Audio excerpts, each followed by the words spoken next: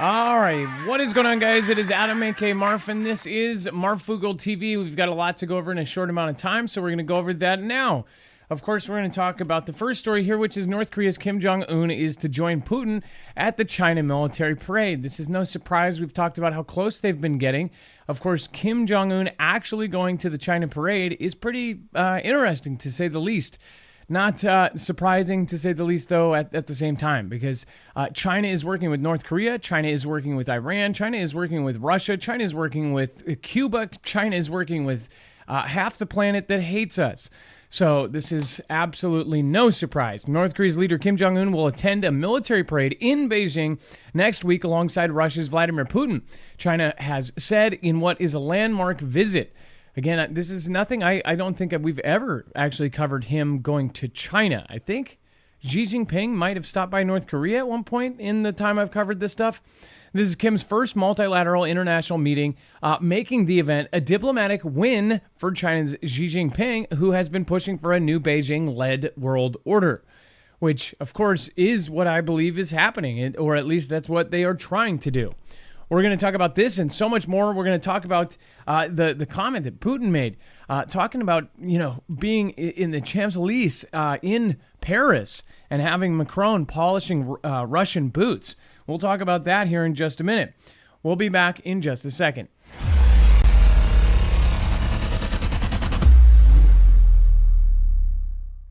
Nothing in the show should be considered legal, medical, or financial advice. The views of the callers can differ considerably and do not necessarily reflect my opinion, Dex's opinion, or anyone else who works with the show. You should always do your own research and consult with professionals. The internet is full of fake news, so please take everything with a grain of salt.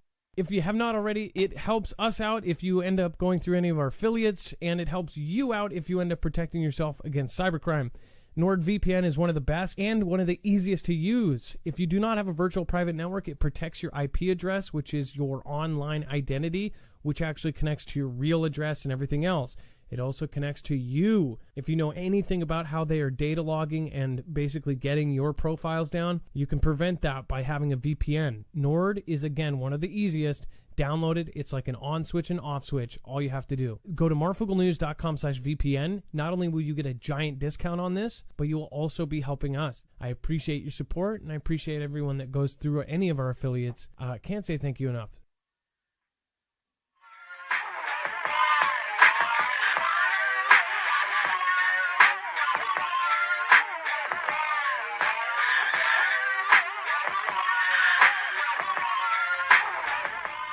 All right, what is going on, guys? Before we get going, let's, of course, bring in my co-host/internet brother, Dex James. What is going on, and how are you doing tonight?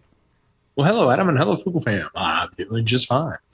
So we're gonna go to the next story, which is the interstellar object.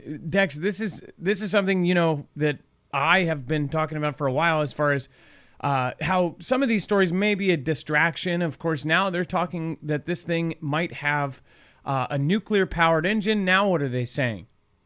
Well, yeah, the story just won't go away. They keep finding new observations. So in this case, as we reported, as you said earlier, they had potential nuclear power because the lights that were coming out of it in a certain direction. Now they're saying that the VLT, which is a very large telescope, that's a wonderful acronym there, in Chile, has detected unusual nickel plume from the object known as the 3-1 Atlas. But unlike natural comets, which always emit nickel plume alongside iron, the 31 Atlas shows the metallic element without any detectable iron. So they're suggesting that this is a highlighted anomaly, again, proving it's not a comet. And if it's not a comet, they're thinking it could be, again, of technological origin, meaning it's some sort of object that's been created by somebody and is coming into our solar system from outside of our solar system. So obviously, I mean, this opens everybody's minds to the potential of something coming from outside of our solar system that could be alien. That could be something far, far creepier. Speaking of which, I'm pretty sure that was something very creepy on the roof. So yeah, this is something that is very, very spooky, as far as, this is the potential for life outside of our planet, right? Now, there's debates going on within our community. Everybody is either saying, they believe this, they think it's aliens, they think it's angels, or that it's just a comet, or that we're going to find out that because it's from outside of our interstellar area, that of course it is going to be something that we've just never seen before. It's a metal that we've never seen before, or it's a comet we've never seen before. But it is weird. Oumuamua was Scout, of course, that they named it Scout, like it was the first of many. The second one wasn't too much hubbub about that, but the third one, they're now saying that this is heading straight for us and that it may be something magical, right? What do you guys think it is? Do you think it is something that is some sort of op to get us distracted from all of the craziness? I mean, if you looked at today's news and even in the last year's news, there's a lot to distract from. What do you guys think? Let me know in the comments down below. Thank you all consuming Jaws. What's going on? Truth Iris. We've got lots of really awesome people in the chat. A Vincent Design. We've got Delta Wildman, Tyjas NZ. Let's see here. Mrs. Mission Control. Mr. Mission Control. That's awesome. Leah Lou, thank you for being here. Oh no. Did they change it so now it's at the @ signs for everybody? Is that what they just did? I think they just did it's been that way for a little while now. Oh, They finally did it. I hate that. So the @ signs are not the same as the old screen names. That is really, really lame. We talked about this before they changed it over, and we were like, well, if they're not the same, we won't know. So, yeah. Let's see. Sounds like Marf has bats. Marf has bats in the belfries. No, if anything, it's probably raccoons. But yeah, we have a family of them back here. So, and then electromagnetic weapon zaps drones swarms in seconds. So, Dex, will you go over? We've talked about how they're actually going to defend against these. Why don't you talk about the this new is one? happening in Camp Atterbury, Indiana. So on Tuesday, they had these waves of drones that were flying through, and they were showing off the new technology, the Leonidas, to the observers from the U.S. military. And they were taking out drones left and right, like in an instant, in swarms, so to speak. So it's the Atterbury test, about 45 minutes south of downtown Indianapolis. In the climax of the 2-hour show, the Leonidas went up against 49 quadcopters, the largest grouping it had ever faced, and the forcible systems which weaponized electromagnetic interference crippled all of them at once, and they all basically fall from the sky. So this is the latest, you can see a picture of it there, of the potential drone or drone swarm electromagnetic technology that they're going to be deploying, or in this case, this company is hoping to be selling to the U.S. government. Yeah, and being able to defend against this kind of stuff, this is the wildness like that I see in the future. If we ever do get invaded, it's not going to look like, Red Dawn. It's going to be tens and tens of thousands of drones heading to individual targets. One thing I think of is how would they actually deploy these? Will we eventually see stuff like this on our coastlines? Will we see these all over cities? Will we see these on rooftops to defend cities? That's one thought that I had about these. Now, before moving on, make sure to go check out EMP Shield. This is our recommendation as far as protection against not only EMP, but of course CME from the sun. This device can easily be wired into your cars, trucks, motorcycles, boats, pretty much anything, and anything that you want to get protected, and it will end up protecting you against both of those. It will ground the signal in less than 500 trillionths of a second before it can fry your device. This is not a normal surge protector. Again, this actually turns anything you wired into a surge protector on crack. No joke, this thing is not only military tested, it is used by agencies that we can't even mention. So again, go to marfooglenews.com/EMP. Make sure to use the code MARF.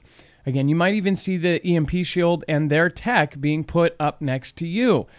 In the meantime, our grid is archaic and it is extremely vulnerable. So if you want your car to run after an EMP, if you want your generator to run after an EMP, if you want your house to be a surge protector, then make sure to wire one of these in. Go to marfooglenews.com/EMP and make sure to use the code MARF to get not only a $50 off discount per device, which means you can do multiple cars or a car combo of generator and house, and get $50 off per device with that code and help us out at the same time.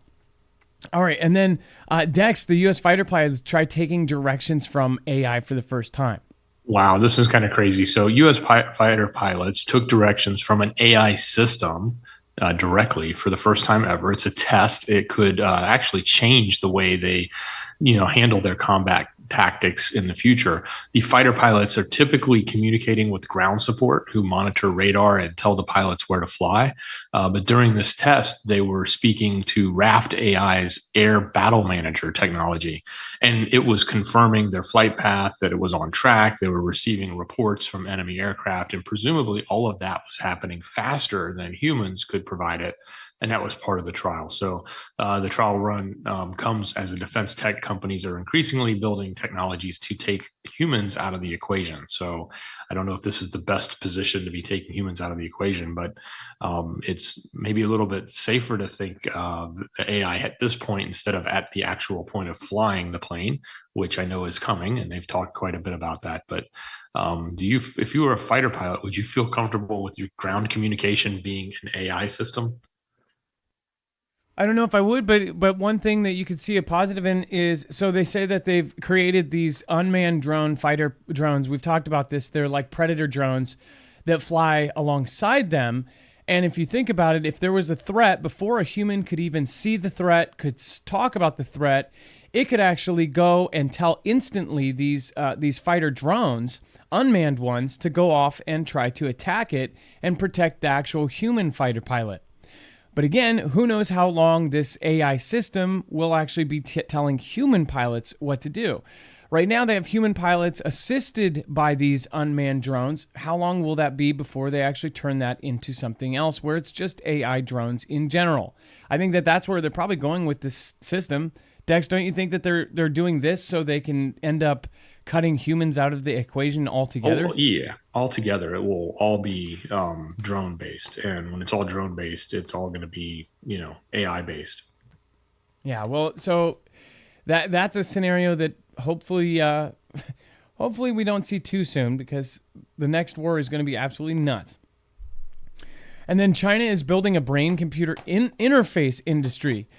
So you've probably heard about brain interface from Elon Musk and Neuralink, but now they say that a document released this month, China has signaled its ambition to become a world leader in brain-computer interfaces.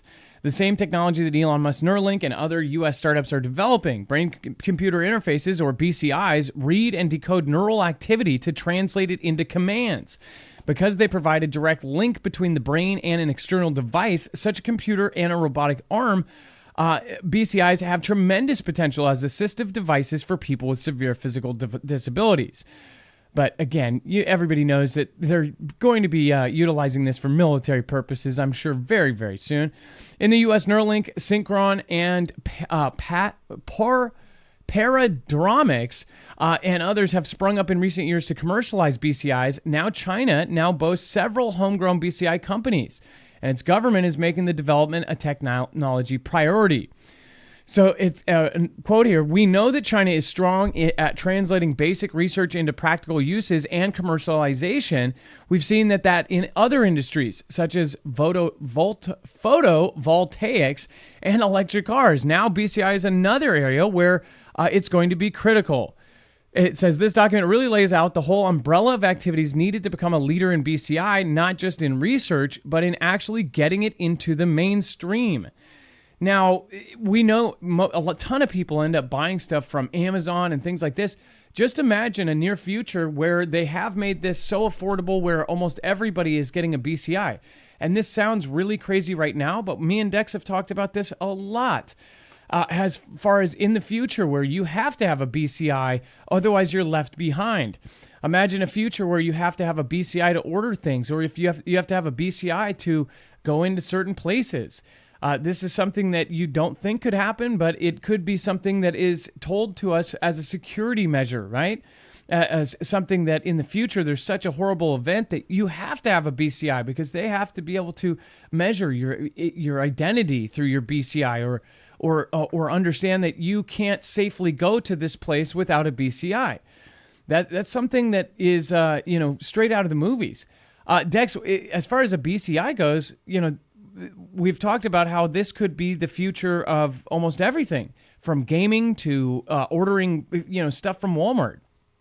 Yeah, and also can be the future of creating super soldiers and superpowers and things that can give a one human an advantage over another human. And I think the real question you then think about is if China gets into the BCI game, how long does it take them to get up to par with where the US is, which probably won't take them very long. They have been very innovative in the last 4 or 5 years, 10 years, maybe some would argue, with their technological developments. And they've brought about a lot of new industries. And I think that this is one of the areas that they would probably spend less time debating the ethics of, whereas the US might move slower towards creating superhuman powers off of BCIs, where China would run full force because it would give them an advantage to become that number one superpower in the world. We're talking about making a RoboCop, where China would make a RoboCop, an actual RoboCop, whereas the U.S. would sit for 8 months and go through multiple Congress meetings and debate the morals of it. China won't. If Xi Jinping wants it done, it will be done. What do you guys think about that? Let me know in the comments down below. All right, and hey, thank you, Jonathan Floming. God bless all crazy days ahead. I agree with you. And then Boring Hornet, thank you for the super chat. I appreciate that. Said fist bump. Nice. Thank you. And then thank you to our mods, Silly Shoe, All Consuming Jaws, Boring Hornet, and of course James. Thank you, Tracy Q. What's sad is I'm probably gonna not know these new names compared to the old school Foogle fan. Boring Hornet said, "What's BCI? Brain computer interface." So yeah, it will be basically a Neuralink put directly into your brain that hooks up to computers. And then Pentagon halts Chinese coders affecting the DoD cloud systems. Dex, do you want to go over this? Certainly. So the Defense Secretary Pete Hegseth has said that the Pentagon has halted a decade-old Microsoft program that allowed Chinese coders remotely supervised by U.S. contractors to work on the sensitive DoD cloud system. Let me say that again, because it just sounds absurd that that's the case. We had Chinese coders that were remotely supervised by U.S. contractors working on sensitive DoD cloud systems. Thank you, Microsoft. I move on. So in a digital video address the public posted yesterday, the Secretary said the DoD was made aware of the Digital Escorts program last month, and the program has exposed the Defense Department to an unacceptable risk, despite being designed to comply with the government contracting rules. So I guess there was rules in place and they weren't really breaking the rules, but apparently the rules weren't clear enough to keep China out of our code, so to speak. So he goes on to talk about America First and protection, et cetera. But just think about that. We've had this system in place where China has been writing the code to the cloud systems that our Department of Defense has been using. That's kind of scary.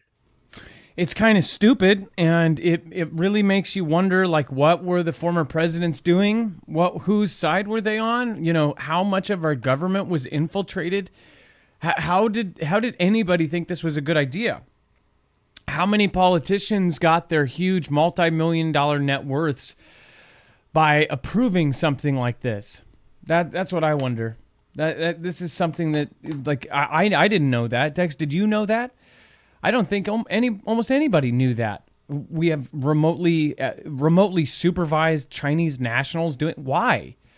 Yeah, it makes no sense to me that was allowed. But I'm sure there were loopholes in the contracts with Microsoft in the way they went about doing things. I understand how software companies use software developers in other countries because you can get better economic scale. Coders in China are pretty smart, but they don't cost as much as coders in America. Same thing in India and Ukraine and other locations. So, having a global force of coders is one thing, but when you're working on national security, type systems, there are rules in place that you can't break. And apparently those rules just aren't strong enough, or the prior ones weren't strong enough to prevent this. They found a workaround so that they could make the product cheaper and make more money. It's all about economics, and it opens up loopholes that somebody like China can take advantage of. And then we have Russian drones are flying over U.S. weapons routes in Germany, officials say. U.S. and European military officials are increasingly concerned about the flights, even as Russian acts of sabotage have declined. Russia or its proxies are flying surveillance drones over routes that the United States and allies use to ferry military supplies through eastern Germany, collecting intelligence that could be used to bolster the Kremlin's sabotage campaign and assist its troops in Ukraine. U.S. and German officials have been discussing Russian sabotage efforts, including information that led to the arrest in May of 3 Ukrainian men accused of Russia-linked plot. The Russian sabotage campaign has led it to fires at warehouses in Britain, an attack against a dam in Norway, attempts to cut cables under the Baltic Sea, and an array of operations intended to bring the war in Ukraine closer to the heart of Europe and to undermine support for Kiev. Thank you, Teresa. I appreciate that. Thank you for joining the fam. And thank you again for joining as a member. So this is, and we don't know how many, I want to point out, these, you cannot just accept what they say. Half of these operations we have talked about, and we don't know if some of them are propaganda, if they are Fantastic Freddy events, if they're, meant to further this kind of back and forth. It is pretty hard to say. There's a story coming up here in a second. We're talking about, Putin's comments are pretty hard to misconstrue. We're going to talk about that here in just a second. Before we do, I do want to remind you guys, make sure to go check out Energy. This is one of our favorite generators as far as a solar generator goes that's expandable, that can actually be modded. You can actually add different mods in. They snap in just like an Oreo cookie. You can just literally snap in a mod that changes its overall function. But as it comes, if you just want the head unit and the battery, this is the tactical. So they have them in stock, so you'll get them right away. As long as they are in stock, you will get them. But they only have a small batch, and then once that's gone, they are gone. This is the exact same one that just won the SBIR Phase 2 contract for the U.S. Army. The reason why, these are made tough.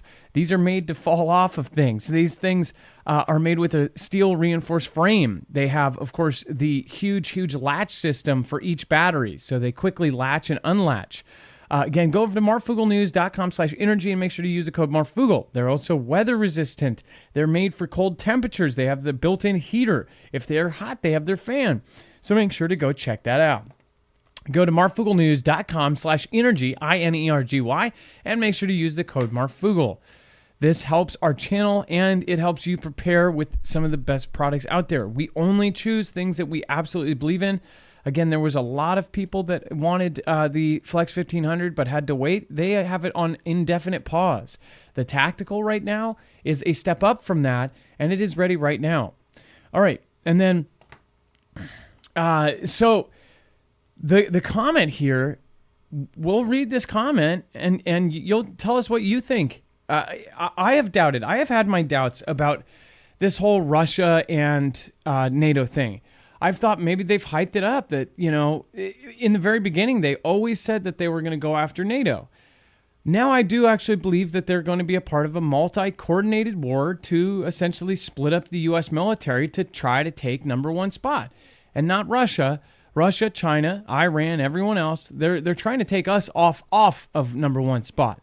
Who knows who will take number one spot if they're successful, but this is something that I think is happening, and it's like there's a invisible force pushing it no matter what.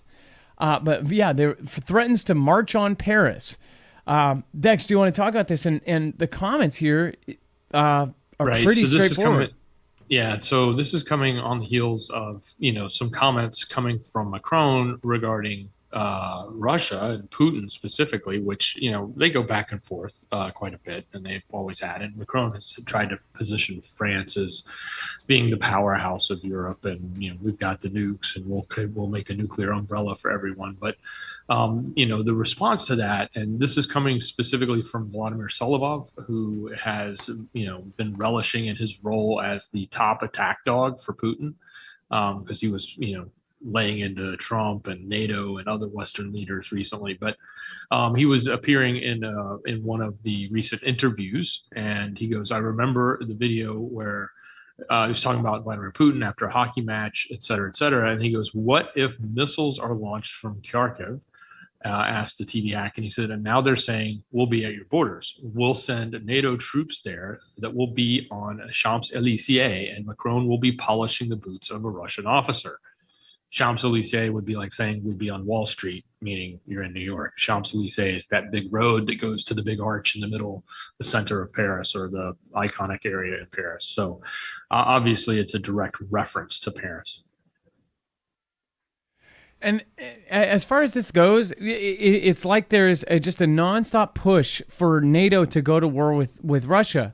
Mark Rutte said that he believes that it will be a coordinated attack against pretty much every country. As far as China will go after Taiwan, of course Russia will end up pushing into NATO. All of these things will happen at the same time, and this is something that I've talked about for years. And now all of a sudden that we're closer. Now they're actually saying that that's what it looks like. Meanwhile, people like myself, everybody said that was crazy, that would never happen. Now everyone sees the coordination between all of these countries. It's just getting absolutely absurd. Thank you, Mr. Mission Control. Thank you, Linda. Thank you, Briar Patch. Thank you, Stephanie Munoz. Thank you, all of the folks. Jammer, thank you, Wages, for being in here. Oh, don't worry about that. Thank you for gifting a badge, Wages. I appreciate that. And Morgana, thank you. Jonathan Floming, thank you. M. St. G. And thank you so many more that have joined us for tonight's show. Again, it's a shorter show, and we did it a little bit late. It is very, very hot today. And it was unbelievably hot in here earlier. So I'm glad you guys were patient and came to the show tonight. I appreciate you. Dex, I appreciate everything you do. Thank you so much. Much love. Great job, brother.